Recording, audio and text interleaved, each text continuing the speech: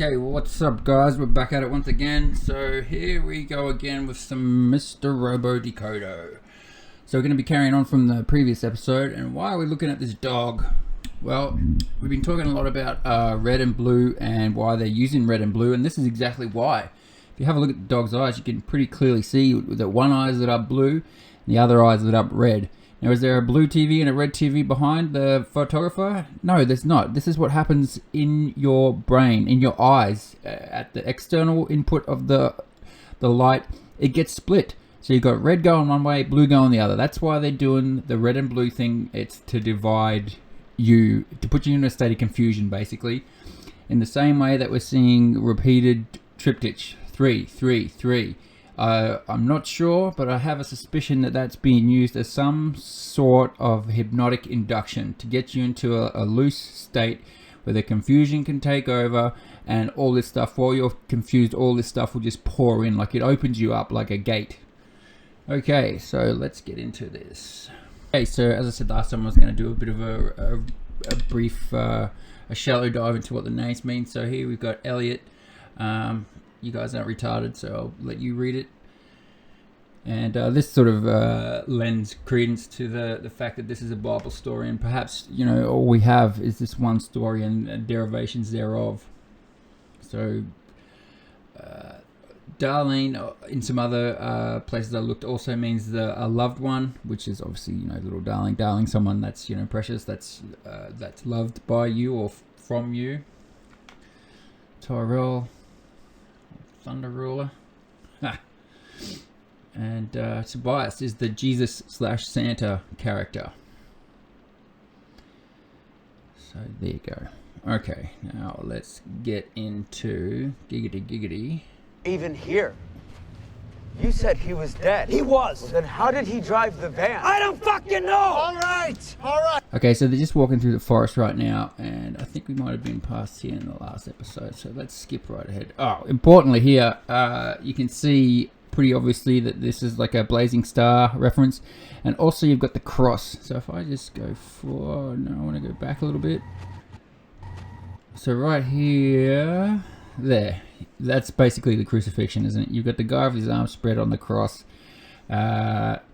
Also, it makes a pretty neat triangle that you can see.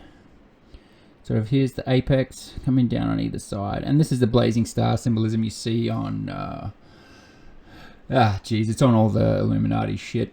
So let's carry on. What was that? A dog? So what's happening here is they can hear, particularly Tyrell can. You said he was dead. He was. I think we might have already been up to here last time, so we're going to just skip ahead. Alright. So what we've got here is, and I'll just let him spread his arms out in the, yep. So it's not fully in the crucified position, but it's pretty close. There you got your arms spread, you're on the cross, which is pretty unsubtle in the background there, and also you can see pretty also unsubtly you've got your pyramid. So there's your apex, there's your one arm base, the other arm with your blazing star in the middle. So let's roll on. That symbolism sort of speaks for itself, doesn't it? So once again, the cross and the pyramid with the blazing star. What was that? So what he's hearing, What was that? What was that? A dog? it's some sort of howling animal that you can hear anyway. If you watch the episode, it's like and it's a 3-part howl, like da da da, which is coming back to our 3 symbolism. Oh, there, I think you just made it again. Okay. That. So that's the seriously spooky howl that he's referring to. And then once again, like the well, to my mind, that pyramid symbolism is much clearer there. Again, with the blazing star in the center. So we carry on. It's always the moon too. So this Tyrell seems to be carrying the lunar sort of symbolism, which of course is natural to Earth. Now, the people you find these days, if they're following the moon timeline, which is like a 13 month, 28 day, 13 month year, which sort of suspicious that we've got the dates wrong, and that might have been done, well, not might have, I'm certain that if that's the case, it's definitely been done on purpose with the introduction of the Gregorian and the other previous calendars that were introduced once the white man realized when they invaded the Mesoamericans that they had a more precise calendar. So anyway, people that follow the lunar cycle today, like obviously it's very close to women and their cycle, like that's all lunar based. So these days, if you follow the moon sort of calendar, well, what are you? Well, you're a lunatic or you're a moonster. Eric Dubay just put out a pretty nice video on the topic, so I'll link that in the description. I recommend you check it out. She knew my face. What? Cashier. Also, one of the other names that I forgot to have a look at was Dominique. That's the cop lady, and her name means Lord or of the Lord or belonging to the Lord. And that will be play into something that we're going to see in just a little bit. And I'll bring that up again when we get to it. She knew my face. So what? That means she can ID me. So there's a good little speech coming up here from the Christian Slater character. I'll let it play through, and yeah, this is sort of pertinent to everybody. You search, you find, all's well. But what if you search and you don't find? How long do you look? Eventually you gotta give up, right? Then what? That thing you were searching for, what becomes of it? How could you ever know? Now, I don't know who was paying attention just now, but I'll back it up, and hopefully it'll become clear what's going on here. So have a look at the lights going across the front of the dash there. Okay, here's where it begins. Eventually you gotta give up, right? Then what? That thing. So the red, as we know, is being used as a like induction. Yellow symbolizes like deception. Also the physical, obviously the physical words are an illusion, so hence the deception thing there. I'm not exactly sure what the blue light means on the other side. I've got to do some more research on that, but I have read it somewhere before. I just can't remember off the top of my head. Then what? Also, funnily enough, the lights and the pulse in time with Slater's voice. That thing you were searching for. Also, as you're driving along, you'll see that the 3-2-1 hypnotic induction triptychs are coming along in the windows. And let's have a look at that. 1, 2, 3. Sleep. Have a look at the time up on the phone there. 2-6.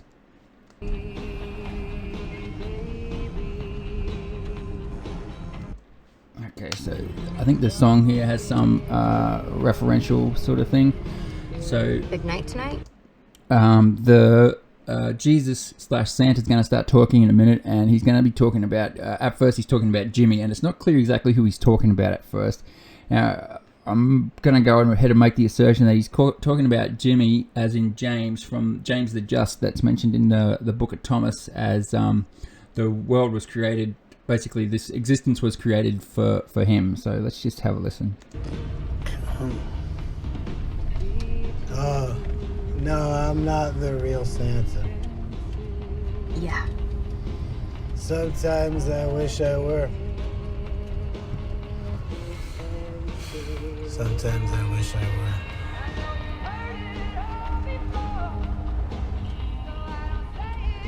Where'd you go there, Tobias? Just thinking. Jimmy, good guy, fell on some tough times. You know how sometimes the world just seems like it's kicking you down and you can't get up? Christ, do I ever. That's Jimmy. And you know how it is. Soon you're out on a cold winter night, asking a lot of questions.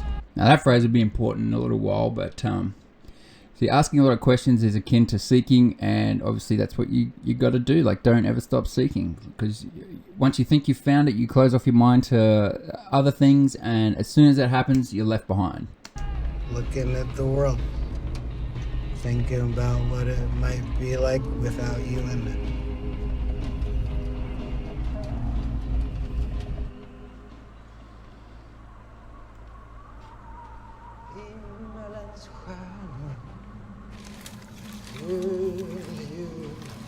Okay, I'm not sure what the song that Tyrell's singing here, but there's a lot of crosses. I know people are gonna say, "Oh well, of course they're walking through the bush." It's a lot of crosses. These fucking shows are crafted. Like, everything that's in that shot at any time, it's there for a reason. If they didn't like it, they would have gone somewhere else. All under you, glanser vita skog. You have to do that? Okay, so they're gonna have a little theory about his singing. So let's just skip forward on that. So keep an eye out. There's a lot of crosses. Black jeans, black shoes. Tyrell's having a theory about. Well, he's not having a theory as such. He's just saying that like Elliot doesn't care about anything because he wears the same clothes all the time. But he's wearing a $6,000 suit. Who fucking ready for him? See, just there you can see. I know I'm skipping through it kind of fast, but like whenever you see Tyrell, he's always in the moon or illuminated by the moon in some way. Here. Your lights on. Like it right now. So I'm not too interested in what's going on here.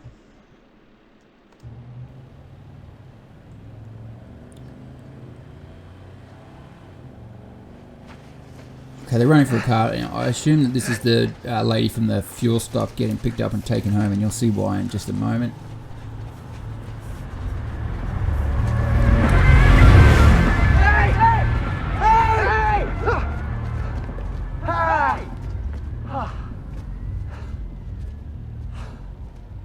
Jesus Christ! Okay, so Jesus Christ, once again, they're making these references constantly. No, it's not obvious in that spot, but what is obvious is if you look behind Tyrell, you've got your cross once again. Now, that symbolism is coming through quite a lot in this episode, and why that is will become clear before too long. Also, 3 lines on the road that are obvious, and they've come right back to the beginning, so you can make your own connections as to why, what that might mean. I have my own ideas, but maybe you share them.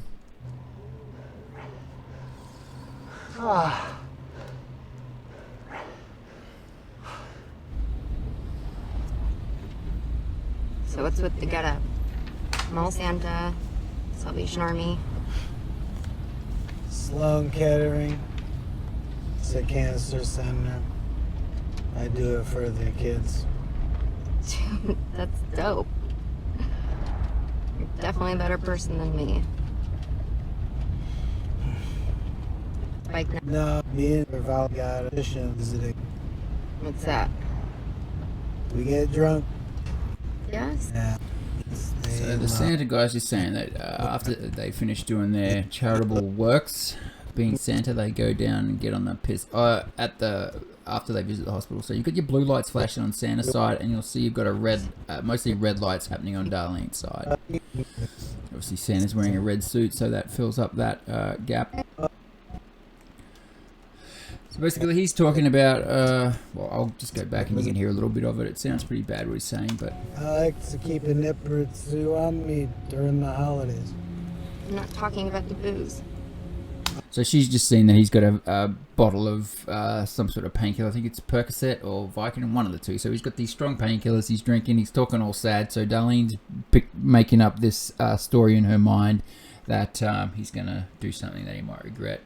She thinks that his wife's dead because he's saying how she had an accident, and basically she's just wildly getting the wrong idea here, but that'll become clear later. Oh, Percocet.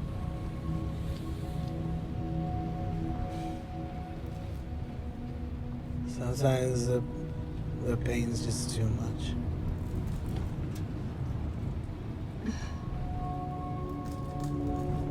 Alexa, play Slow Jams playlist. Okay, so Alexa's an AI with a dead plant next to it. So that could be telling you a few things. Obviously, 5G, all Wi-Fi signals are bad for living things. So it's a form of radiation, and it's no good for us. So Playing Slow Jams playlist. So what's happened here is just to bring you up to speed what's happened from last episode. So Dominic, the FBI agent, she was on the phone. No, she was on IRC talking to Happy Hard-On Henry, HHH 666. And anyway, they've worked out something where Happy Hard-On Harry's going to come over and they're going to get busy. So what I want you to pay attention to here is we've got the triptych going off like mad. Things in the sets of 3. So if you have a look at the second shelf down, I'll just show you my...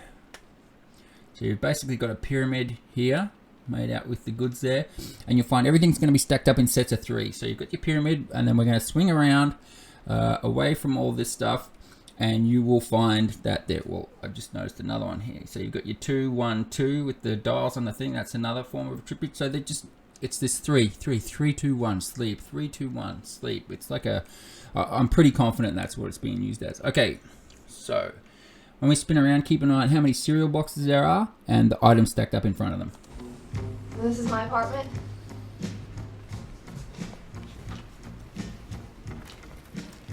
You know, when we were chatting, I just imagined this super organized. Well, I actually did clean up earlier. No, I like it.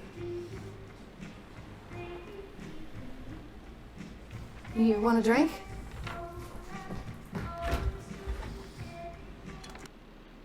So on top of the fridge, you've got your 3 cereal boxes, and then in front you've got 1, 2, 3 items again. Let's keep going. Also, if you have a look over just behind her, in front of it's a coffee machine and what is that, paper towel and a Chinese box. So you've got another group of 3 there. I have 1 Takati. We can share.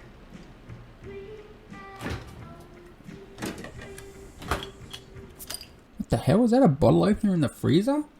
Ugh, weirdo.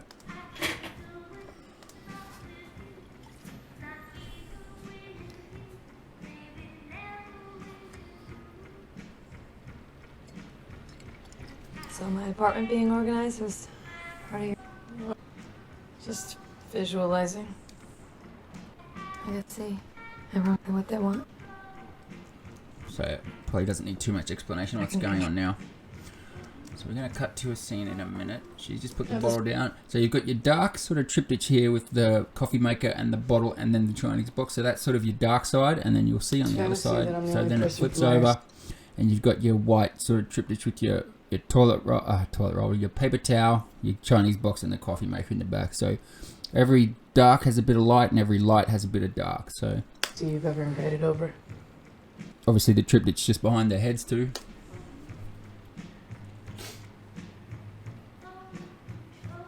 You are.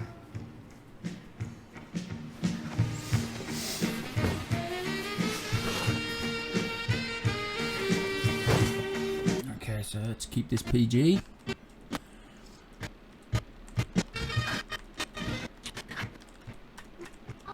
Okay, so now she's going to excuse herself and go into the bathroom.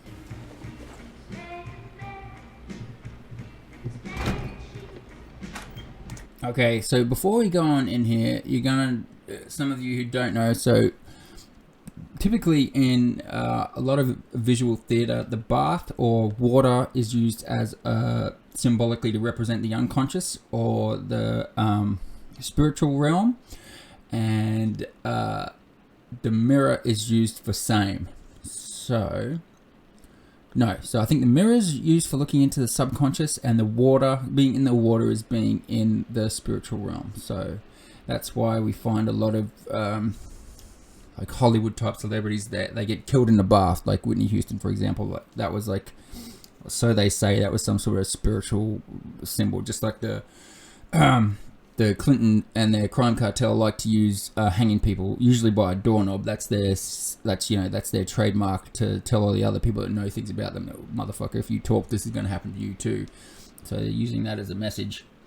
Just on the pedophiles getting killed and people talking about the Clintons, I got a copyright strike for streaming a public news broadcast, the pedo thing the other day. So I don't know, any of you guys with the channel might be able to give me some help on that. Once it goes on to like national public access TV, does that become a public domain item, or is that still owned by the network if it's public free to air television and it's a government network?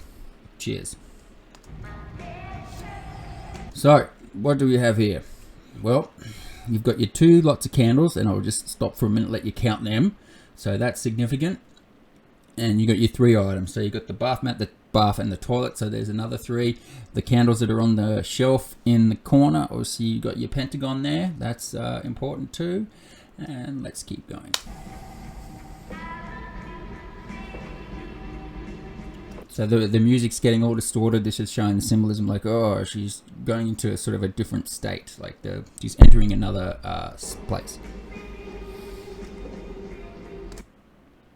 How many candles are up there? Just a few, like I don't know, 6.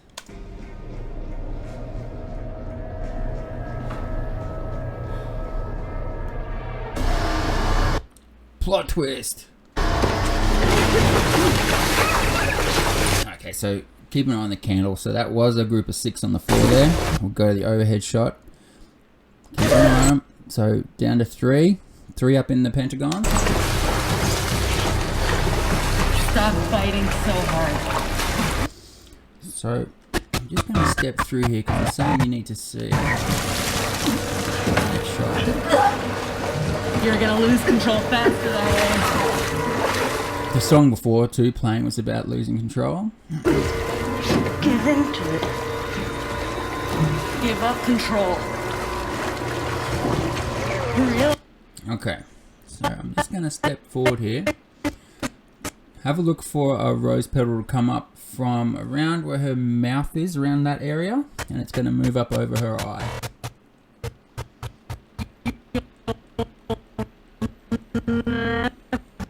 Okay, here it's coming into the shot from the bottom right hand corner.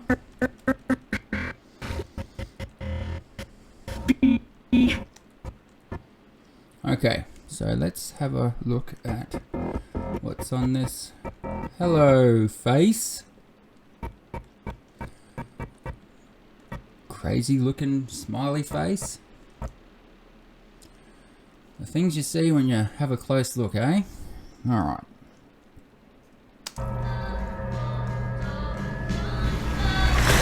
Okay, so now she's woken up. So obviously that was a dream. She fell asleep in front of the IRC before when she was making these arrangements with this person, and it didn't go beyond that. So she's had a dream, and obviously the water is symbolic and the mirror. So let's go on. So you could argue that she's waking up to herself here and things that she's been doing, the group that she's associated with. Not by choice, mind you, but she's been complicit out of fear.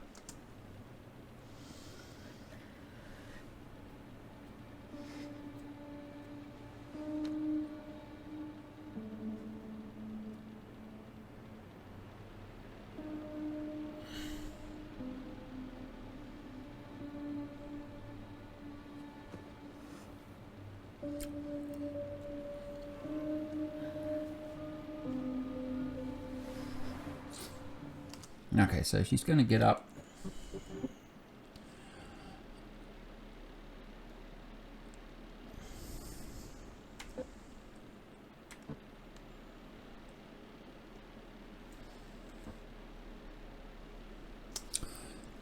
(3:38 a.m.) 6:08 a.m. Okay, so here Darlene's just arrived to drop Sandra off at home. So I won't bore you with all the details and stop and count them, but I'll just tell you now. So they pulled up outside Santa's house, and the numerology in this is just it's so dense. So I'll just go quickly through the stuff I noticed, on the first go through. So 3 angels on the roof. You can't quite see the third one yet. That was gonna be my question. Hey, that's my car. So he's just realised that his car's parked in the driveway, blah, blah, blah, blah, blah. So anyway, when we cut back to the lawn, you're going to find there's 3 big angels on the roof, 3 big candy canes by the door, 6 Santas on the lawn. One of them is a piece of shit with a Santa hat on. There's 6 medium candles away from the porch, 9 soldiers with black hats, 3 soldiers in the top hats. And on the pavement, you're going to find there's 3 blocks going north to south, 9 going east to west, and they make up a cross, obviously.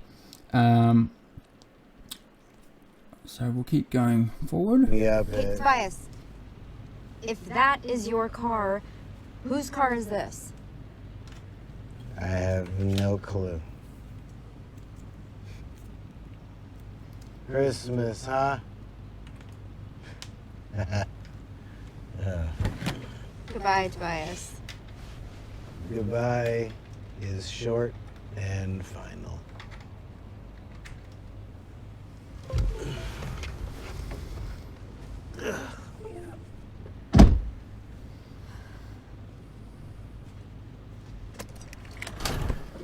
Okay, so here's where you can see the extent of the things on the roof and in the lawn. There's a couple missing because of the shot we're looking at the moment, but it's all there. And yeah, if you want to pause and go through and count them all, be my guest. Hey. Hey. Also, across the front of the house, you got another trip hitch with 1, 2, 3. So we'll keep going. Hey. There's one other thing I want to show you. So if you have a look over Darlene's left shoulder right now, you can see there's another smiley face. So they're aware that obviously people are looking at this sort of stuff. So What? this is just a big confession. So what's happening here is she's like, hey, she's freaking out. She's worried about the guy because he was talking about, he was sad and his wife's had this accident. So Darlene believes that his wife is dead and he's got a crazy friend, Jimmy, that's threatening to kill himself. Now he's going to go on and explain that. Holy crow, what the heck are you talking about? What do you mean you're all sad and lonely going on about Jimmy, your suicidal friend? Jimmy Stewart. It's a Wonderful Life Christmas classic. So basically what's going on here is she heard a whole lot of stuff in the car and she's basically mistook most all of what he said. So she's taken what he said literally in the car, not understanding that there's a deeper level to it, a deeper truth. And that's, I think, comes back to the symbology that, this is basically a Bible story. And that's for all the people that are out there that take the Bible literally. And that's just a quick road to trouble, if you ask me. Now, I'm not a church-going kind of dude, but I certainly believe in something. But that's sort of irrelevant to what we're doing here today. So basically what the moral of the story is here, she had the wrong idea, but she cared about the guy and that prompted her to ask a question. And by asking the questions, continuing to seek, she gets the right answers and then she comes to know the truth. So that's just the message there is, keep on seeking until you find. And then once you're found, keep on seeking some more. Yes, you just told me goodbye is final. That is Steinbeck. He's a national treasure. Read a book. So, just going a little bit too far there. So, what I want you to notice here is Darlene's jacket. Now, she got this jacket from her dead mother, but that's not important. What is important is the symbology on it. Now, obviously, you're looking at the flower of life there, and it's in a triptych itself. So, you got the 2 large ones, small in the middle, and it's even molded into like a flower sort of scenario on the jacket. So, that's a pretty obvious one. And in between them, you've got this like crazy-eyed, smiley face sort of thing. So, it's... yeah, maybe it's not intended to be, but that's sort of what it looks like to me. Read a book. Okay, what about the pills? Okay, you're drunk as shit and you have a bottle of Percocet. Explain that. For my... So basically he explains it all. Wait. And then he says to her, are you okay? And he gets... I have lost absolutely everyone. My boyfriend, my best friend, my parents. The only one I have left is my brother, who is an asshole that treats me like absolute shit. But I'm really worried about him right now, and it pisses me off that I'm worried because I am always worried about him, and he flat out told me to fuck off, so why do I bother? Okay, so basically he's like, yeah, thanks. So she's unburdened herself by confessing to Jesus. Now here we go back to these guys. So they're always standing in their triangle as usual, and above them we've got what? 2 sets of 3 power lines. So another 6 right there. Just realizing it's Christmas. Okay, so in the trees there's 6 rays of light coming out from behind the trees. That's the moonlight coming through there. Obviously every time we're seeing Terrell, he's being associated with the moon. Can't be much further. To what? So they're going to be a little blowout here. Tyrell sits down. He's like, you never cared about me. And they're like, no, I don't care about you. But wait. Yes, I do. Oh, I love you all. Oh, huggy, huggy. So that's sort of what goes on here. Elliot threatens to walk away and he comes back. Yep, they're having a bit of a tiff. Good! Look around you! All signs lead to the same hopeless destination, and the sooner you realize that, the better! But you're so much in your own head that you can't see the truth! So basically Tyrell's convinced that he's going to die, and he's pissed off at Elliot because he wants to try, and as basically a bit of a retort to what Darlene has said, Elliot's not. What if that's what they... Actually, there's a bit of a... Whoop. Then it's over! Christian Slater has something interesting to say here, so I'll let it play through. Seems like we're always thinking of ourselves when looking for something that's lost. But we never think much about the lost. Whatever, whoever is unable to be found. Whether it's a set of keys left somewhere and forgotten, a couple guys wandering aimlessly in the woods, or someone who's disappeared inside himself. What if that's what they wanted all along? Not to be found. Prophetic words, prophetic words. Like that.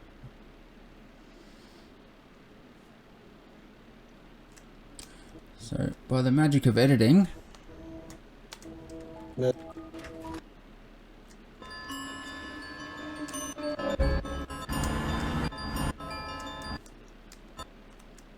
Okay, so we've got a dead...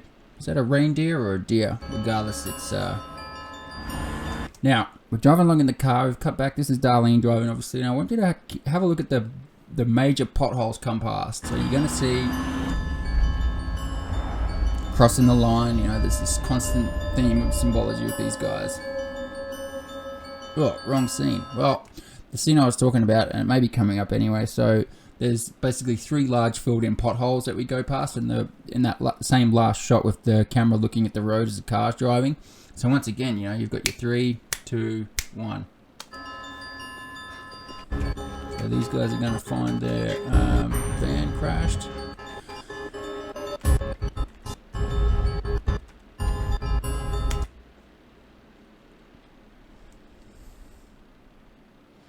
Three, 1 and 6. No, that wasn't the pothole scene either. So, what do we got here? 15 mile an hour around the corner. 1 and 5 and 6. 6, death around the corner.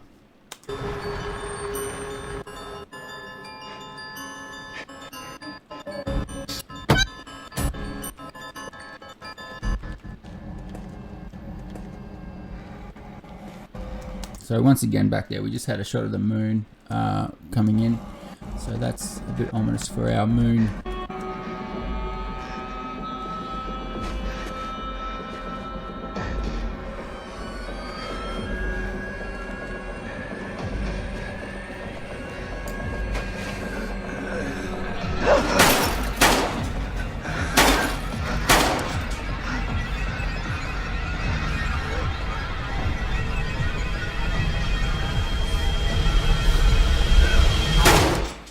So, obviously we're cutting back, we've got the moon in full view, it's just been a shooting, I wonder what's happened. And we're not going to find out. Oh yes, we are. It's just very quiet.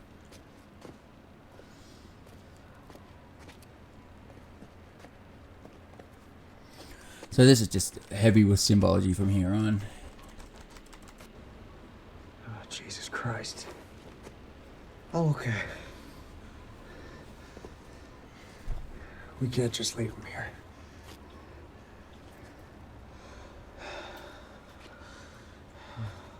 Gotta get you to the hospital, man. No hospital. The Dark Army will find me, they'll find you. No, we gotta keep moving, man. We'll find some place that can help you. No, I'm done. Burn the van and all the evidence. Make sure you take care of White Rose. Okay?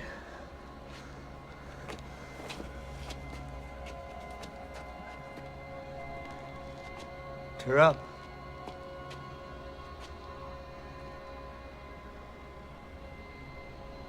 I can't let you die. Is that not as bad as thick as it gets? I'm just gonna go for a walk.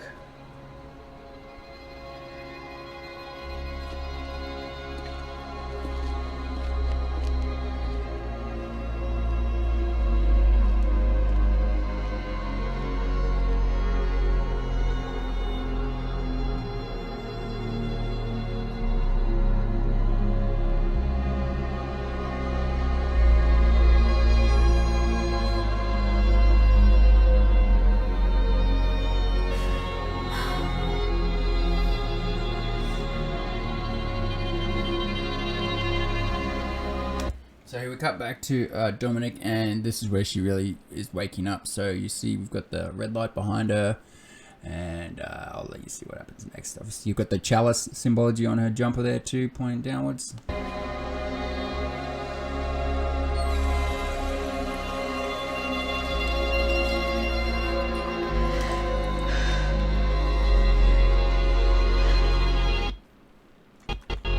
So you'll see she's got her hands up on her head there. So you've got one triangle going up, one going down. So that's the perfected form, so to say. Splash some water on her face. That's getting her spiritual side in order. Obviously realising that was just a dream. It's the one she doesn't want to have again. And now you got the big cross, obviously overhead there. Also a bit pyramidish. The sky's blue. Rapidly shifting to purple. Obviously purple is the combination of blue and red. The alchemical wedding, male and female meeting. The perfected form, obviously kings used to wear purple. All very symbolic. So let's keep going.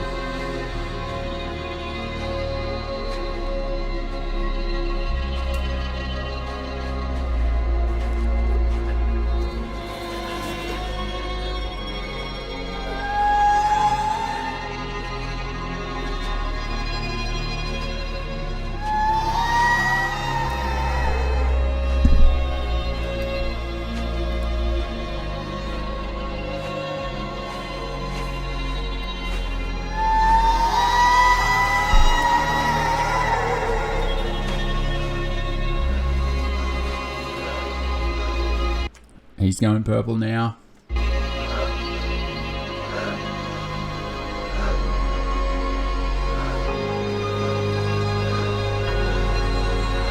Okay, and that's how we end up with this episode of Mr. Robo Decodo.